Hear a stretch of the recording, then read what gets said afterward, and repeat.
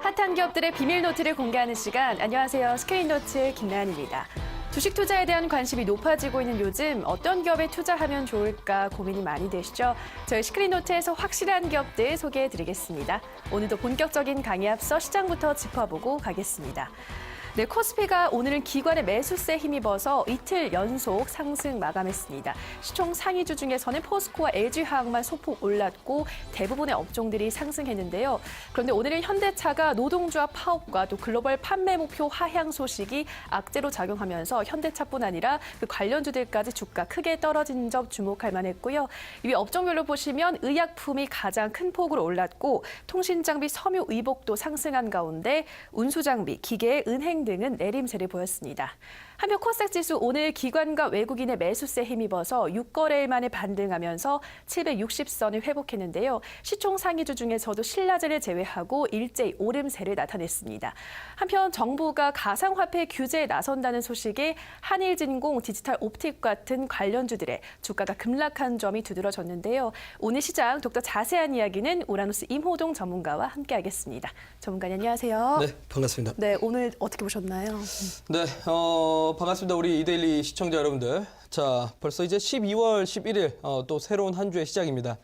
자, 일단 오늘은 시장이 좀 올라서 우리 시청자분들께서 어떻게 또 하루가 좀 만족스러운 날이었나라고 생각이 드는데요.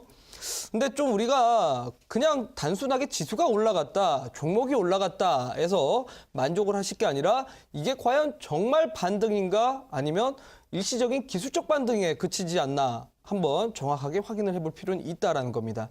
자, 지금 시장이 워낙 주도주가 없이 이제 종목별로 개별 종목들이 좀 돌아가면서 올라가기 때문에 좀 순환매 장세라고 좀 보셔야 될 것 같습니다. 그리고 문제는 주도주가 있거나 지수가 좀 강하게 올라가려면 가장 근본적인 거는 수급이 좀 해소가 돼야 됩니다. 자, 그동안 지수를 상승시켰던 거는 제약바이오 장세가 나오면서 개인 수급과 플러스로 외국인 또는 기관들의 수급이 붙어줬습니다. 근데 최근에 지수가 하락할 때는 어떻나요? 기관들 외인들이 전부 다 일제히 매도를 가했었고 개인들만 사는 장세가 나왔습니다. 지난주 금요일까지죠. 자, 그러면 오늘 장세 한번 화면으로 좀 보도록 하겠습니다. 자, 오늘 장세 오전에 역시나 개인들의 매수세로 좀 출발을 했었는데 오후장에 들면서 오히려 개인들이 매도로 좀 포지션을 바뀌었다라는 부분, 그리고 외국인들이 코스닥 쪽에서는 매수를 했다라는 부분입니다. 그리고 기관 쪽에서도 역시나 매수를 잡아줬다는 부분이 좀 긍정적으로 보일 수는 있습니다. 자, 물론 선물 시장도 매수로 잡아줬기 때문에 긍정적으로 보일 수 있습니다. 하지만 우리가 좀 착각에 빠져야지, 착각에 빠지면 안 되는 부분이, 자, 무엇이냐? 제가 항상 말씀드렸다시피 기관계 물량 중에서 이 금융 투자 물량, 이거 뭐라고 했습니까, 제가? 바로 증권사 자기자본 계정 물량입니다. 그만큼 초단기적으로 프로그램 매매로 체결되는 물량인 만큼 대부분의 수급이 금융 투자 쪽에서 들어왔다는 거. 그러니까 결국은 지수가 하락하는 가운데서 기술적 반등에 좀 강하다라는 거죠. 자, 그렇다면 이 물량이 중요한 게 아니라 오히려 지금 투신권 애들이 투신이라는 건 결국 투자 신탁. 여러분들이 소위 증권사에서 하는 펀드 자금입니다. 이런 부분들이 어디로 지금 수급이 들어오고 있는가, 그러니까 지금 이 수급이 어느 주도 섹터로 가고 있는가를 잘 보셔야 지금 시장 옵션 만기일 전까지 좀 강한 종목들 매집할 수 있다라고 말씀드리도록 하겠습니다. 네, 요즘 장세가 특정한 주도주 없이 순환매되고 있기 때문에 투신의 수급이 어디로 흘러가는지를 잘 체크해 보셔야 한다라고 말씀하셨으니까요. 이 부분 염두해 두시기 바랍니다. 네, 이어서 오늘은 어떤 급등주가 검색기에 포착됐는지 함께 살펴보실 텐데요. 이 검색기는 시장에서 당일 가장 강한 종목들을 포착해내는 프로그램입니다. 매일 실시간으로 급등주를 포착하는 거니까요. 우리 시청자 여러분들도 투자에 참고해 보시기 바라고요.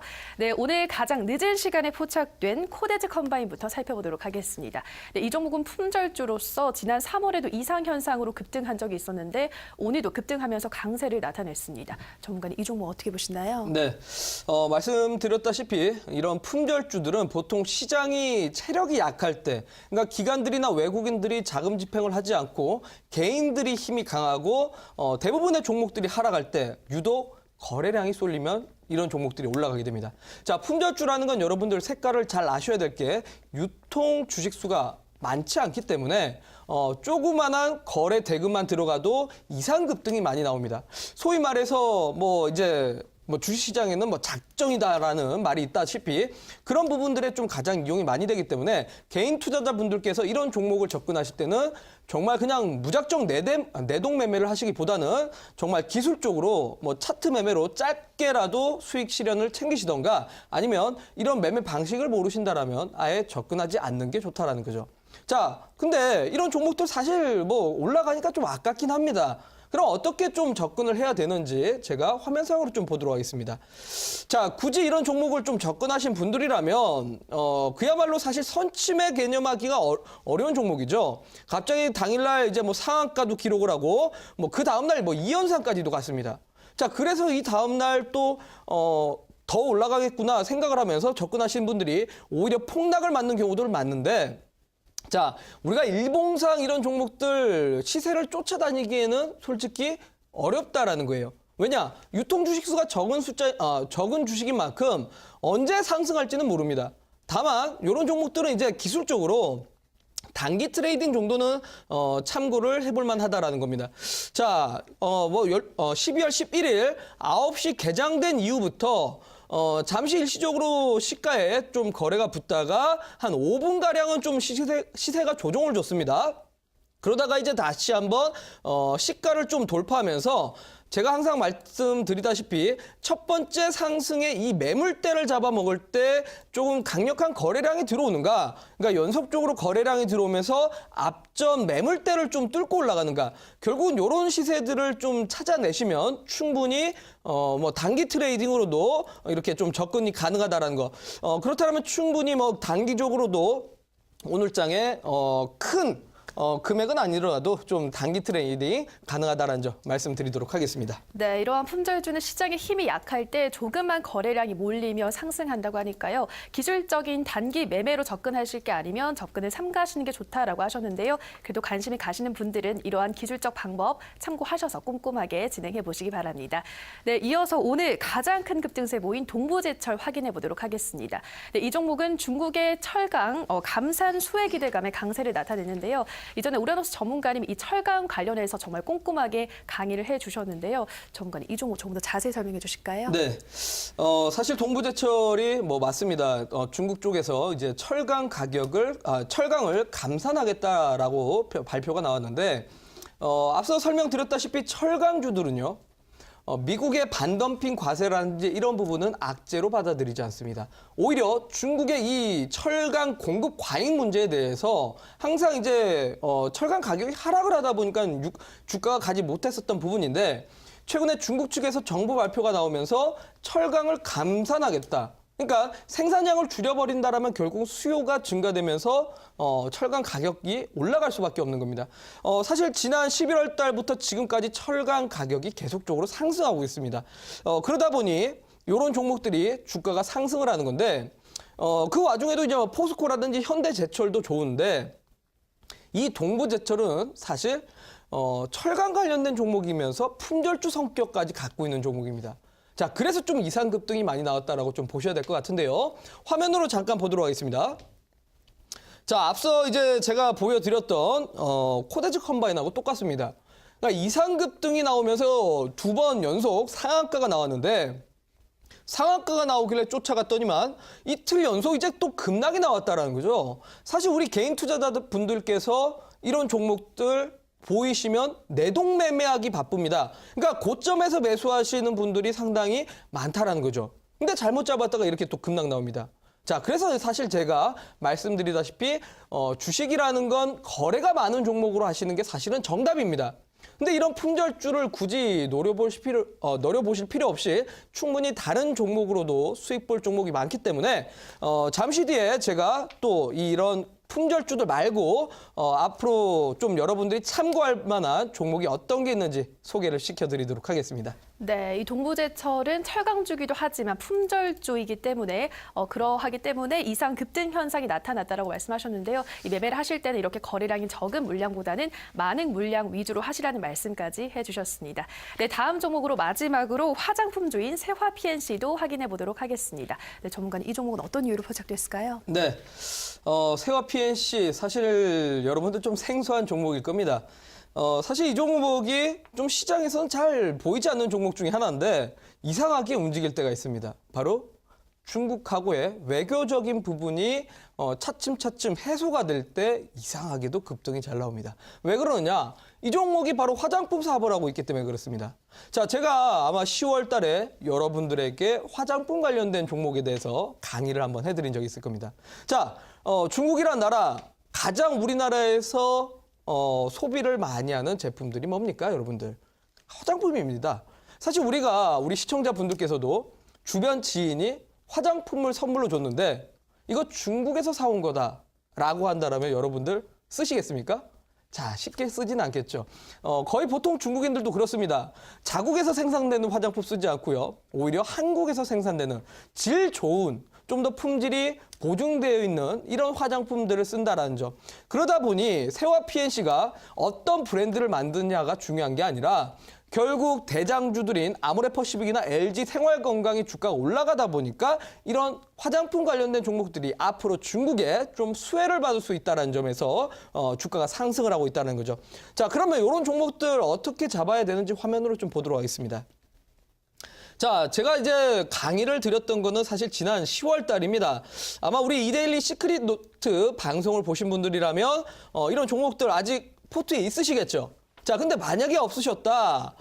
그래도 좋습니다. 그럼 어디에서 잡아야 되는지 한번 보자고요. 자, 9월 달까지는 시장에서 소외주였다가 10월 달부터 정책적인 부분으로 인해서 좀 상승이 나왔습니다. 근데 사실 이런 종목들이 좀 시장의 소외주다 보니까 윗꼬리가 이렇게 좀 잘 빠진다는 거죠. 소위 말해서 위에 매물이 많다 보니 거래량이 부족할 경우 이렇게 항상 윗꼬리가 좀 빠지면서 아랫단으로 이제 좀 주가가 좀 밀립니다. 자, 그러면 첫 번째 크게 한번 움직였던 구간대를 잘 눈여겨보셨다가 이 거래량만큼의 상승이 그 뒤에도 또 이어지는가? 결국은 앞전에 또 지지를 받았다가 재차 상승을 하고 또 지지를 받았다가 재차 상승하면서 앞전 이 매물대를 계속적으로 좀 뚫고 올라가는 구간대가 하나, 둘, 세 개 이런 식으로 좀 포착된다는 거죠. 자, 그러면 우리 시청자분들께서는 이런 구간대만 관심 포인트로 충분히 눈여겨보시고 매수 타점으로 잡는다고 하더라도 지금까지 뭐 충분히 만족스러운 수익이 나올 수 있지 않을까 라고 말씀을 드리도록 하겠습니다. 네, 세화 PNC까지 매수 타점 자세하게 알려주셨습니다. 네, 오늘도 이렇게 세 종목 꼼꼼하게 들여다봤고요. 이제 이 시크릿노트 방송 후에 더 많은 이야기도 함께 하실 수 있는 온라인 무료 방송 참여 방법부터 미리 안내해드리겠습니다. 인터넷뿐 아니라 모바일로도 참여가 가능한데요. 포털 검색창에서 투자25시를 검색하시고요. 이데일리 투자25시 클릭하시고 들어오셔서 시크릿노트 배너를 확인하시고요. 네, 조금 더 내려보시면 오늘 출연한 우라노스 임호동 전문가 얼굴 확인하시고 오른쪽 방송 보기 버튼 눌러서 입장하시면 됩니다. 네, 이제 여러분들이 기다리시던 시크릿노트 시작해보도록 하겠습니다. 전문가님, 오늘은 어떤 강의인가요? 네, 제가 이제 우리 이 시크릿노트 방송에 나오면서 항상 하는 말이 있습니다. 증시 격언에는 정부 정책을 거스르지 마라라는 말이 있는데요. 이 정부 정책 거스르지 마라. 무슨 말이냐면 가장 주식시장에서 주가를 움직이는 건 실적이지만 그만큼 정책에 의해서 실적이 늘어나기도 합니다. 그래서 현재 정부의 정책이 어떤 방향성으로 가고 있는지 그리고 2018년에 한번 주가가 크게 한번 갈 수 있을 만한 섹터가 어디에 숨어져 있는지 잠시 뒤에 강의를 통해서 공개해드리도록 하겠습니다. 네, 현 정부 정책 방향과 함께 지켜봐야 할 업종 그리고 종목까지 오늘도 꼼꼼하게 확인해 보시기 바랄게요. 그럼 지금부터 핫한 기업들의 시크릿노트 시작합니다.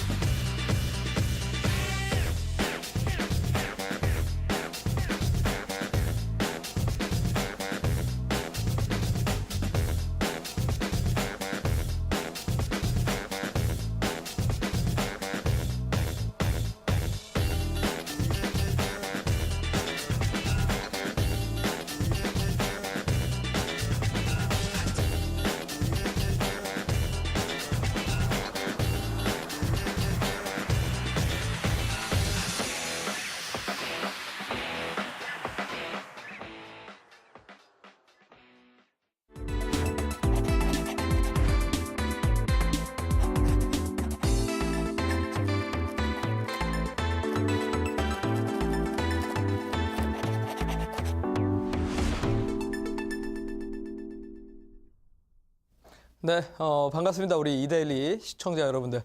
8시 시크릿 노트의 우라노스 이모동입니다. 자, 또 한 주의 시작을 알리는 또 월요일이 왔습니다. 우리 시청자분들, 저 많이 기다리셨나요?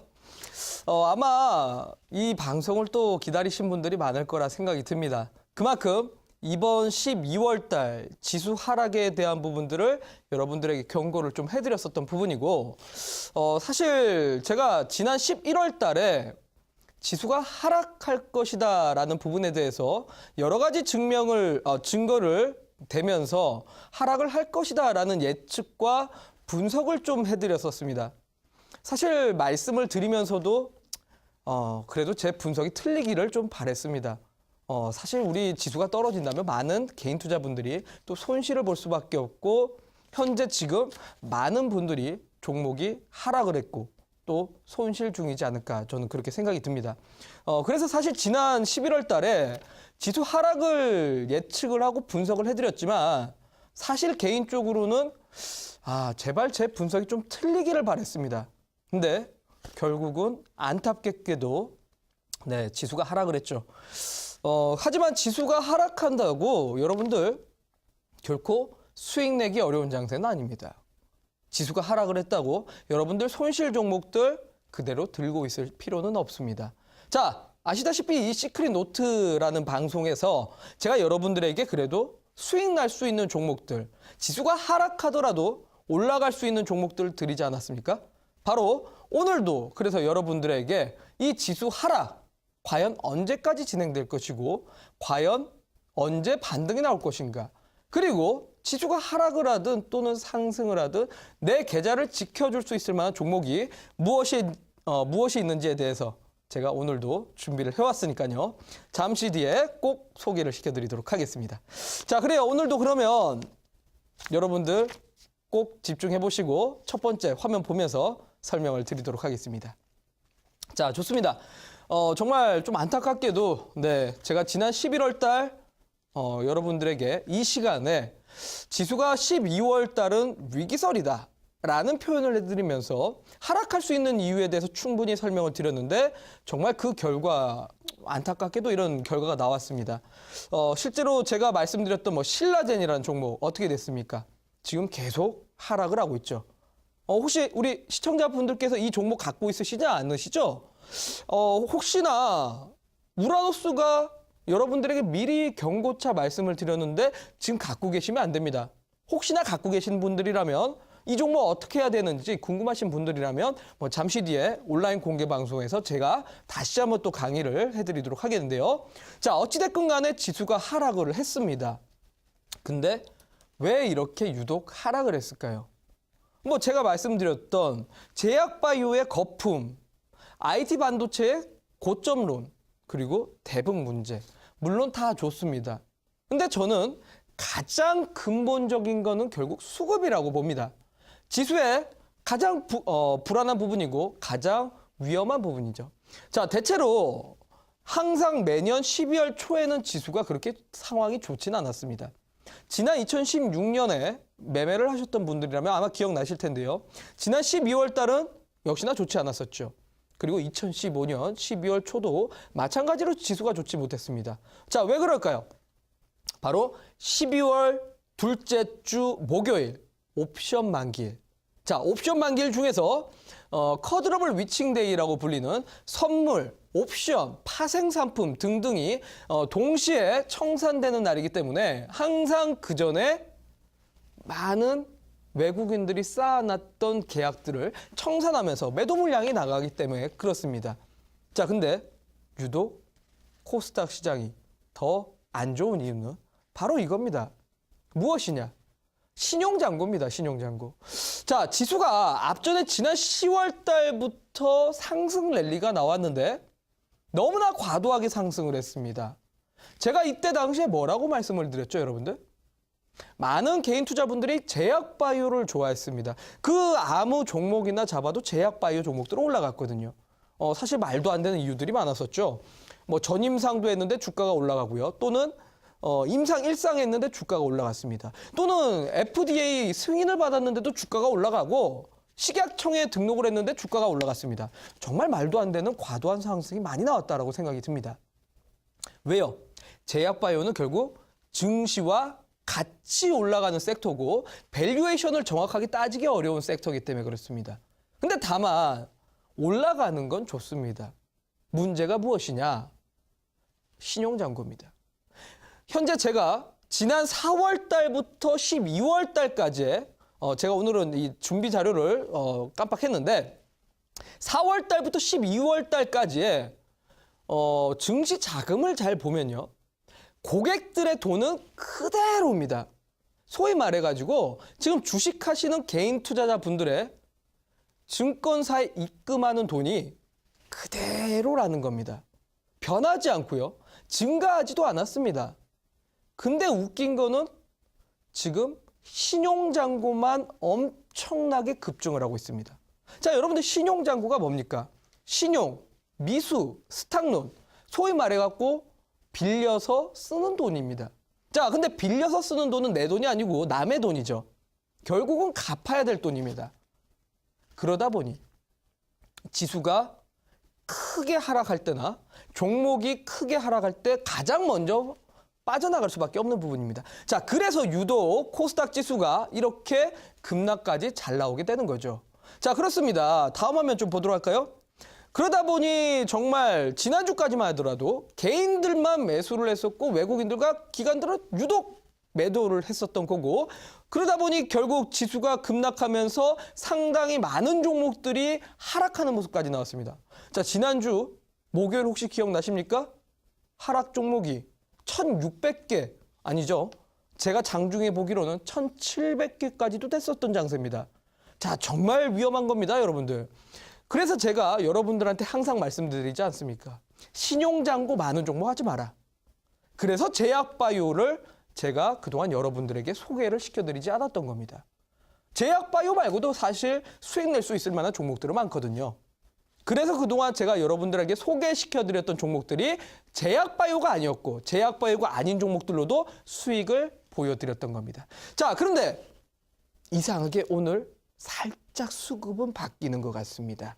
자, 결국 개인들이 매도를 하기 시작했고 사실 안 좋은 거는 금융투자 쪽에서 매수세가 많은 게 조금 좋지는 않습니다만 투신 쪽에서 살짝 저점 매수가 들어오기 시작합니다. 자, 그리고 그동안 외국인들은 선물을 유독 매도를 했었는데 오늘 매도에서 환매수로 좀 바뀌기 시작했다는 거죠. 자, 이 부분은 어떻게 보면 긍정적일 수 있습니다. 무슨 말이냐? 선물 시장에서 매수를 들어왔다는 건 지수를 과도하게 빼진 않겠다라는 의미로 좀 보셔도 될 것 같습니다. 그러니까 결국 옵션 만기일 전까지 지수가 횡보 또는 박스권 약간의 변동성은 있을지 모를지라도 크게 빼기보다는 현 주가를 유지할 가능성이 크다라는 거죠. 그러면 옵션 만기일만 잘 지나가면 이때부터 종목들이 조금 강하게 반등 나오기 시작할 겁니다. 자, 그렇다라고 아무 종목이나 잡으시면 안 됩니다, 여러분들. 어떤 종목들을 잡아야 되느냐? 결국은 투신들이 지금 어떤 종목들을 사고 있는가? 이거를 우리는 추적을 해야 되고 결국 시장에서 가장 돈이 많은 사람들은 누굽니까? 기관과 외국인들입니다. 증시를 이끄는 애들은 기관과 외국인인 만큼 이 주 세력들을 쫓아다녀야 된다는 겁니다. 자, 그러면 오늘 투신들이 담고 있는 종목이 어떤 게 있는지 다음 화면 보면서 설명드리도록 하겠습니다. 자, 그래요. 바로 우리 이틀 뒤에 12월 13일 날 문재인 대통령이 중국의 국빈으로 방문을 하게 됩니다. 자, 그래요. 뭐 어느덧 이제 진짜 외교 수장들이 만나서 12월 문재인 대통령의 국빈을 방문을 추진을 했습니다. 지난 10월 달에 강경화 외교부 장관이 중국에 이미 가서 왕이라는 중국 외교부 장관과 미리 사실 많은 대화를 나눴습니다. 우리 뭐 영화를 보든 또는 드라마를 보셔도 대통령끼리 만나가지고 사실 뭐 중요한 얘기를 하진 않습니다. 이미 앞전에 외교부 장관끼리 말을 다 맞춰놓고 그 뒤에 대통령과 그 나라의 수장끼리 만나가지고 같이 또 간단한 대화를 하게 되죠. 하지만 어찌됐건 간에 문재인 대통령이 중국을 방문한다라는 거, 이거는 사소한 이슈가 되진 않습니다. 상당히 중요한 이슈라는 거죠. 과연 이 중국에 가서 어떤 행보를 보일 것인지, 어떤 발언을 할 것인지에 따라서 그 정책에 맞는 종목들은 주가가 상승을 할 수밖에 없을 겁니다. 어떤 게 있을까요, 여러분들?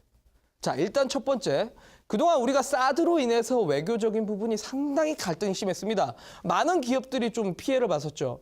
뭐 화장품 업종은 사실 뜯어봤더니 실적은 좋았다라는 얘기도 있고요. 뭐 항공주라든지 이런 종목들은 사실 중국발 피해 때문에 많은 피해를 면치 못했다라는 얘기들도 있습니다.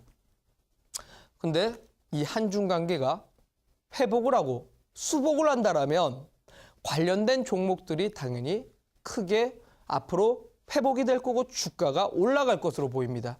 자, 다음 화면 보도록 할까요? 자, 그렇습니다. 현재 한중 수교 25주년입니다. 그만큼 한중 관계 수복에 의해서 상당히 지금 정부에서 밀어붙이고 있습니다. 이 문재인 대통령의 새 정부의 한반도 경제 지도에서 가장 중축이 되는 부분이 바로 북방 정책으로도 또 꼽히게 됩니다. 자, 북방 정책이란 게 뭐냐? 경제와 외교적인 부분들을 중국과 러시아를 포함한 유라시아 대륙으로 좀 확산을 시키겠다라는 게 북방 정책입니다. 그러기 위해서는 일단은 중국의 이 외교적인 부분부터 해소를 좀 시켜야죠. 그래서 이번에 바로 두 나라의 수장이 만나게 되고 분명히 문재인 대통령이 무언가 그동안 우리나라에서 피해를 봤었던 산업 또는 중국하고의 이런 외교적인 부분을 해소시키기 위해서 무언가 부단히도 노력을 할 것으로 보입니다. 자, 다음 화면 또 보도록 할까요? 사실 이 중국이란 나라 여러분들 이거 그냥 간단하게 생각할 문제는 아닙니다. 왜 외교적인 문제가 해소가 되면 우리 주식하시는 분들에게 중요한가? 자, 중국 유커들의 위력을 제가 잠깐 보여드리겠는데요. 중국인 관광객 수가 보통 약 1억 3천만 명 정도가 됩니다. 상당히 많은 관광객들이 해외를 여행을 다닌다는 거죠. 근데 이 관광객 1인당 소비액이 2,059달러. 그러니까 우리나라 돈으로 따지게 되면은 약 220만 원 정도 소비를 하는 형태를 갖추고 있다는 겁니다. 자, 우리 혹시 2015년 명동 보신 분들 기억나십니까? 당시에는 정말 깜짝 놀랄 정도입니다.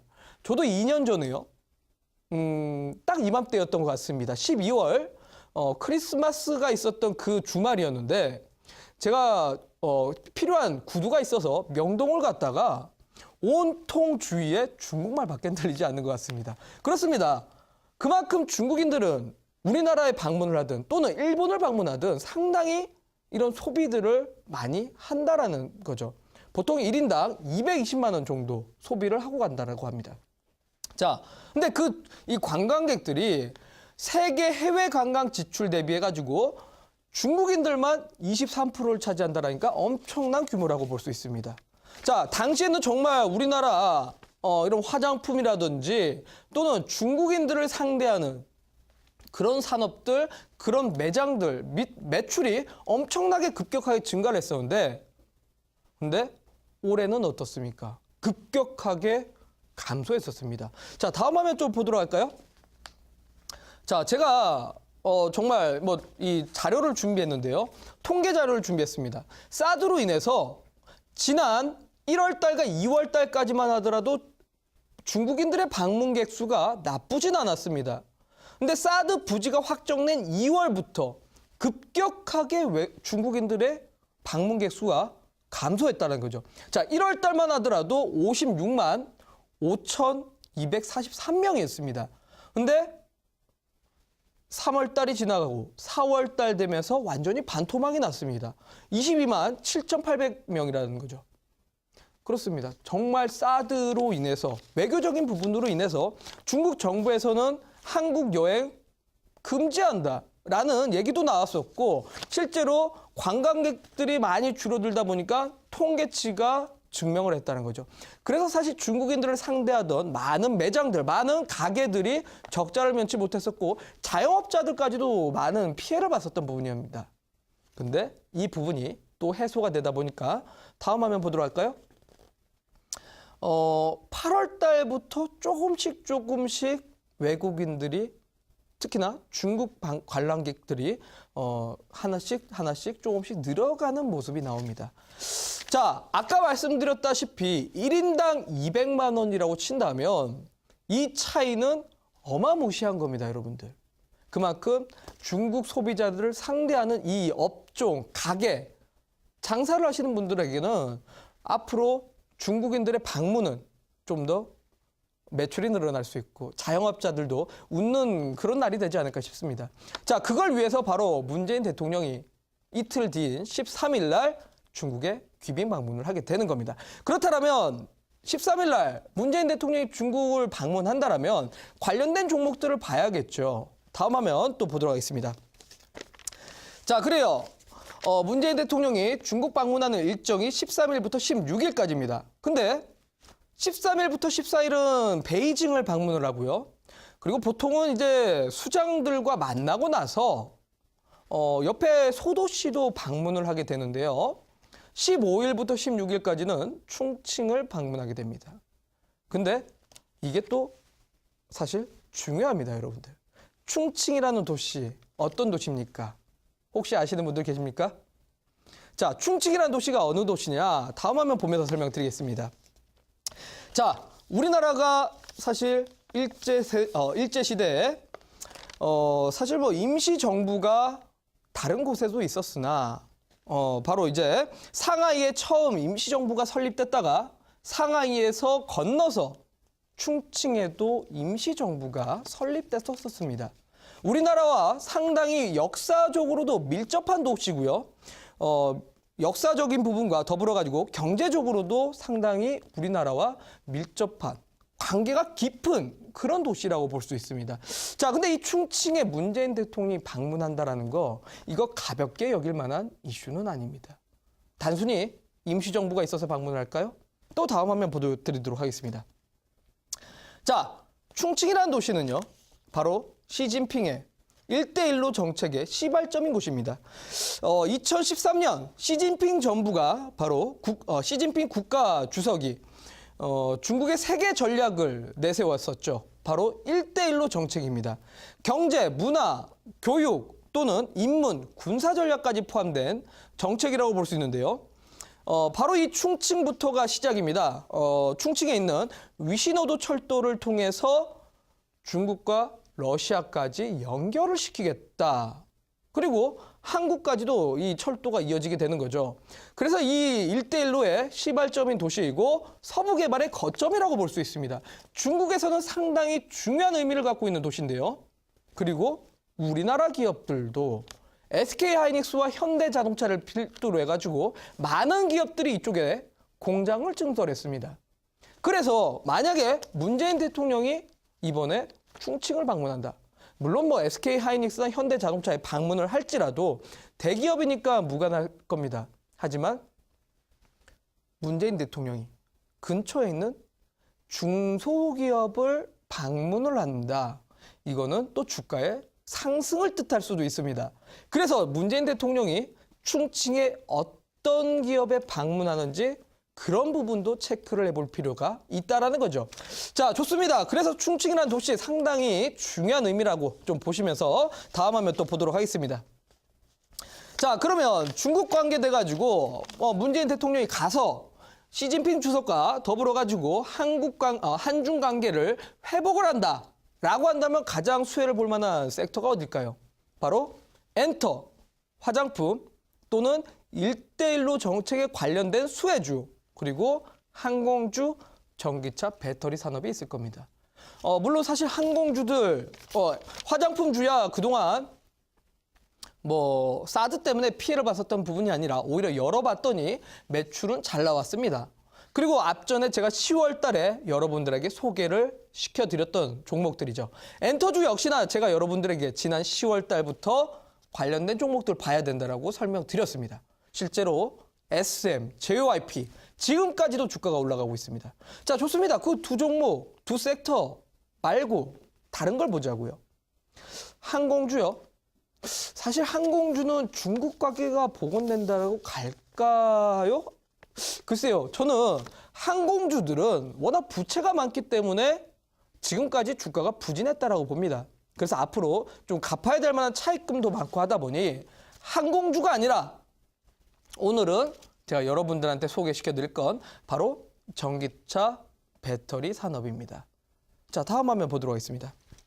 자, 유독 우리나라는 이 중국에서 전기차 보조금을 한국산 배터리를 포함하고 있는 업체들은 제외를 시켰습니다. 삼성 SDI와 LG화학에서 만든 전기차 배터리는 중국 정부에서 지원하지 않았었다는 거죠. 왜요?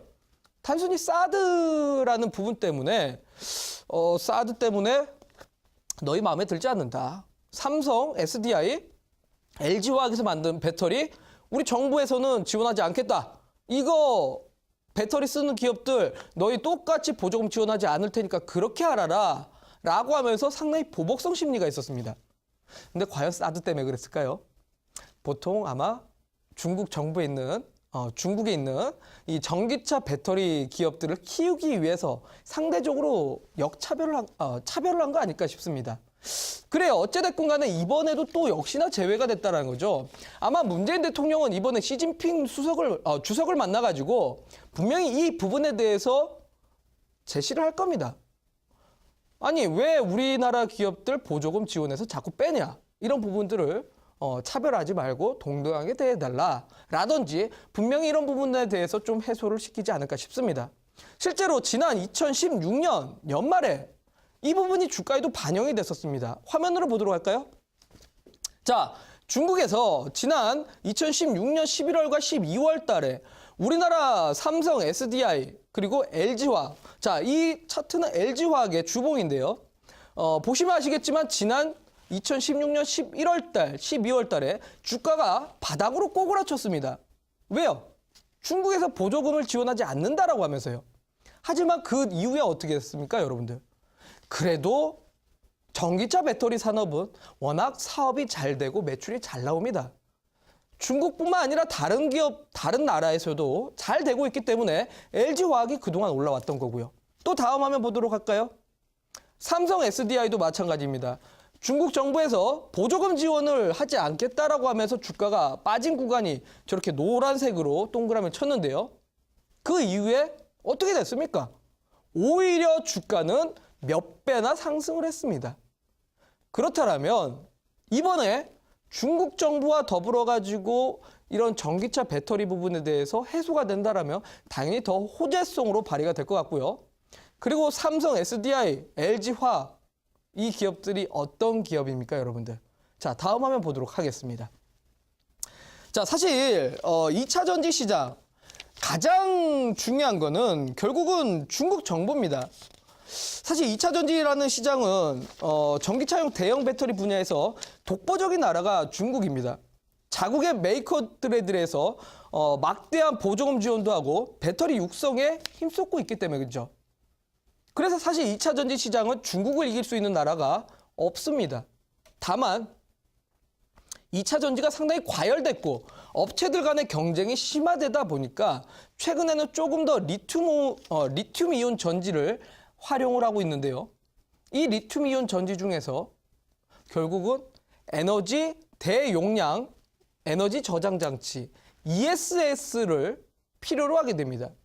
그래서 리튬 이온 전지를 활용한 ESS, 우리나라 말로는 대용량 에너지 저장 장치입니다. 이 대용량 에너지 저장 장치 시장이 해마다 2배씩 성장하고 있습니다.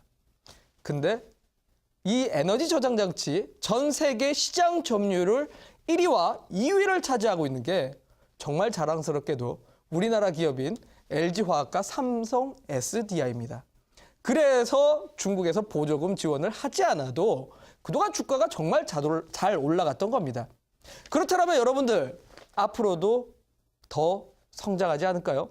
앞으로도 더 전기차 시장은 커질 것이고 그에 따라서 2차 전지 시장도 커질 것이고 그에 따라서 관련된 종목들이 상승이 더 크게 나올 것으로 봅니다. 그러면 오늘 우라노스가 LG화학과 삼성 SDI를 소개시켜 드리려고 나왔느냐? 아닙니다. 다음 화면 보도록 하겠습니다. 자, 사실 우라노스 하면 대표적인 종목이 하나 있습니다. 바로 이 종목인데요. 자, 혹시 이 종목 어떤 종목일까요? 우라노스 하면 대표적으로 말씀드릴 수 있는 종목입니다. 왜 그러냐면 제가 이 종목 2016년 6월 달에 바로 이데일리 방송에서 처음으로 소개시켜드렸던 종목입니다. 그리고 2017년 2월 달 8시 현재 이 자리에서 또 소개시켜드린 적이 있던 종목입니다. 바로 LNF라는 종목입니다. 글쎄요, 저는 이런 표현을 했습니다. 지난번에 제가 만약에 자녀가 있다라면 이런 종목들을 적금처럼 모아가고 싶습니다 라고 했을 정도인데요. 자, 이게 무슨 기업이냐면 2차 전지 중에서 2차 전지 안에 들어가는 가장 핵심 물질이 두 가지가 있습니다. 양극화 물질과 음극화 물질이라는 게 있는데요. 그 중에서 양극화 물질을 만드는 기업이 바로 LNF라는 기업입니다. 자, 이 양극화 물질, 자, 다음 화면 좀 보면서 설명드려야겠네요. 2차 전지의 가장 핵심 소재라고 좀 볼 수 있을 것 같고요. 이 양극화 물질을 생산하는 방식이 두 가지인데 그 중에서도 LNF가 생산하는 방식은 상당히 수만 번의 충전을 하더라도 계속적으로 이용할 수 있는 그런 생산 방식을 하고 있기 때문에 기술력이 있는 종목입니다. 자, 그래서 정부 주도의 고성능 전기차용 양극 소재를 만드는 기업으로서 선정이 됐기 때문이죠. 자, 이 기술력 전 세계 10대 과제 중에 들어가기 때문에 상당히 기술력이 있는 기업 중에 하나입니다. 그래서 유독 기관들과 외국인들이 집중적으로 현재 매수하고 있습니다. 자, 이 종목 사실 제가 지난 2016년 7월 달에 소개시켜드린 이후에 지금 주가는 이미 상당히 많이 올라갔습니다. 거의 200% 정도 올라갔고요. 지난 2017년 2월 달 소개시켜드린 이후에도 현재 150%는 상승을 했습니다. 그럼에도 불구하고 저는 2018년에 역시나 지금부터 2018년까지도 중국과 이 외교적인 부분이 수복이 된다라면 전기차 업종은 저는 더 성장할 수 있는 산업이라고 봅니다. 왜 그럴까요, 여러분들? 각 정부에서 기존 자동차들을 줄여나가면서 생산량의 8% 이상을 전기차로도 다 바꾼다라고들 합니다. 이제 산업의 초기 단계라는 거죠. 근데 단순히 현재 시점에서 이 주가가 정말 과도한 주가 상승이라고 표현을 해야 될까요? 저는 아직도 올라가려면 조금 더 멀었지 않았나라고 생각을 하고 있습니다. 자, 그걸 보여드리다시피 다음 화면 보도록 하겠습니다. 자, 최근 시장 정말 기관들 외국인들이 계속 매도를 했었던 시장임에도 불구하고 투신권에서 그리고 또는 외국인들이 계속적으로 사고 있는 종목들입니다. 자, 말씀드렸다시피요. 지금 시장은 개인들이 사다가 오늘부터 팔기 시작합니다. 하지만 우리나라 증시를 이끌어가는 건 기관들과 외국인들입니다. 이런 종목들이야말로 앞으로 계속 상승할 수 있는 종목이지 않을까 저는 그렇게 생각을 합니다. 자, 그래요. 오늘 제가 이렇게 또 소개를 시켜드렸는데 사실 뭐 이 종목들 말고도 여러분들이 좋아할 만한 그런 종목들도 많습니다. 뭐 전기차 업종 중에서도 당연히 급등하는 종목들도 많죠. 그래서 오늘 온라인 공개 방송에서는 제가 전기차 종목들 중에서 앞으로 정말 매력 있고 좀 앞으로 관심을 가져봐야 될 종목이 어떤 게 있는지 잠시 뒤에 추가적으로 공개를 해드리도록 하겠습니다.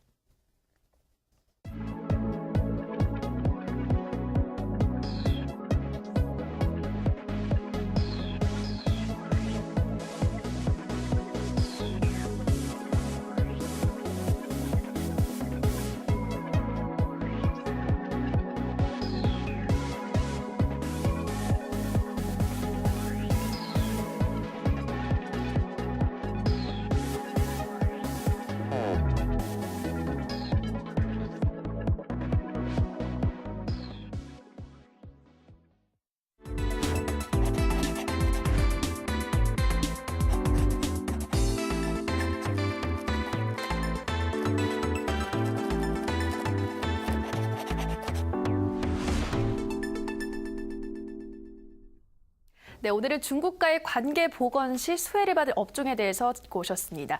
여러 업종 중에서 앞으로 시장이 더 확대될 전기차 시장을 듣고 오셨고요. 또 관련주로는 이미 작년에도 가지고 오신 만큼 기술력이 탄탄한 LNF 제시해 주셨는데요. 더 많은 이야기는 온라인 무료 방송에서 참여해 보실 수 있습니다. 네, 전문가님 다시 한번 안내해 주실까요? 네, 앞서 말씀드린 것처럼 혹시나 아직도 제약바이오에 있으신 분들은 잠시 뒤에 온라인 공개 방송에서 정말 제가 여러분들 포트 점검을 좀 해드릴 거고 설명드린 것처럼 지금은 대체 종목 하나만 있어도 됩니다. 여러분들 앞으로 전기차 업종에 대해서 관심을 가지셔야 될 것 같은데 앞으로 좀 주가가 올라갈 수 있을 만한 전기차 종목이 어떤 게 있는지 잠시 뒤 온라인 공개 방송 통해서 소개시켜 드리도록 하겠습니다. 네, 오늘도 마칠 시간이 됐는데요. 이어서 이어지는 투자 25시 2부에서는 다비드 김정엽 전문가님의 강의가 이어진다고 합니다. 계속해서 많은 시청 부탁드리고요. 저희가 방송에서 전해드리는 내용은 투자 판단에 대한 조언일 뿐 해당 종목의 상승과 하락을 보장하진 않는다는 점 유의해 주시기 바랍니다. 내일도 알찬 내용으로 여러분들 찾아뵙겠습니다. 오늘 방송 시청해 주신 여러분 고맙습니다.